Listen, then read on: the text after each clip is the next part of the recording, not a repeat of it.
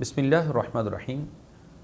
یاجوج ماجوج کون ہیں، کہاں رہتے ہیں؟ یہ ایک تاریخ ہے جو ہزاروں سال پہلے روئے زمین پر اللہ کے ایک ولی کی حکومت تھی جن کا نام اسکندر اور لقب ذوالقرنین تھا۔ آپ کو پوری دنیا میں بادشاہت حاصل ہوئی اور مشرق اور مغرب کا سفر کا اعزاز بھی حاصل تھا۔ ایک مرتبہ آپ سفر کے دوران ترکستان کے مشرقی کنارے پر واقع دو بلند و بالا پہاڑوں کے درمیان پہنچے۔ ان پہاڑوں کی ایک طرف یاجوج ماجوج آباد تھے، جبکہ دوسری طرف ایک اور قوم رہا کرتی تھی۔ اس قوم کے لوگوں نے آپ کی بارگاہ میں یاجوج ماجوج کے فساد پھیلانے کی شکایت کی اور ساتھ ہی مال کی پیشکش کرتے ہوئے ایک مضبوط دیوار بنانے کا کہا تاکہ یاجوج ماجوج دوسری طرف نہ آ سکیں۔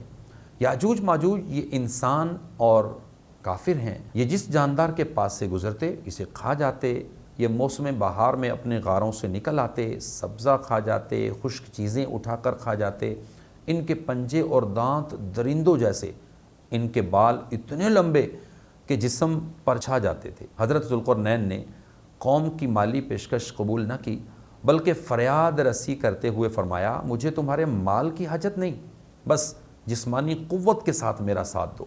آپ نے پتھروں کے سائز کے لوہے کے ٹکڑے منگوائے اور زمین کھودنے کا حکم دیا۔ جب پانی نکل آیا تو آپ نے پہلے پتھر رکھوائے اور پگھلے ہوئے تانبے کے ذریعے انہیں جما دیا۔ اس کے بعد لوہے کے ٹکڑے پہاڑ کی بلندی تک اوپر نیچے رکھنا شروع کیے اور ان ٹکڑوں کے درمیان لکڑی اور کوئلہ بھر کر آگ لگوا دی، پھر اوپر سے پگھلا ہوا تانبا دیوار میں انڈیل دیا۔ یوں ایک مضبوط دیوار تیار ہو گئی۔ اب یہ دیوار کب ٹوٹے گی؟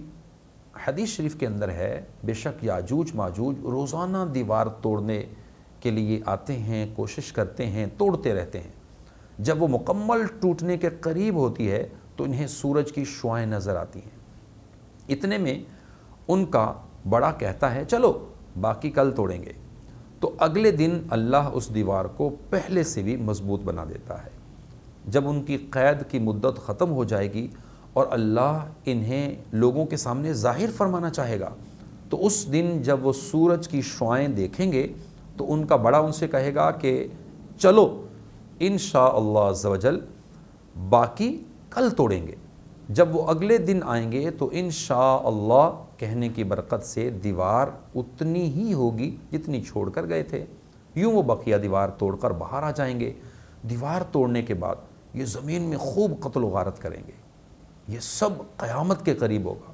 حضرت عیسیٰ علیہ السلام ان کے ہلاکت کی دعا کریں گے تو اللہ ان کی گردنوں میں کیڑے پیدا کر دے گا، جس سے یہ فوراً مر جائیں گے۔ پوری زمین ان کی لاشوں سے بدبودار طریقے سے گندی ہو جائے گی اور بدبو پھیل جائے گی۔ پھر اللہ ایک قسم کے پرندوں کو بھیجے گا جو ان کی لاشوں کو اٹھا کر جہاں خدا چاہے گا پھینک دے گا۔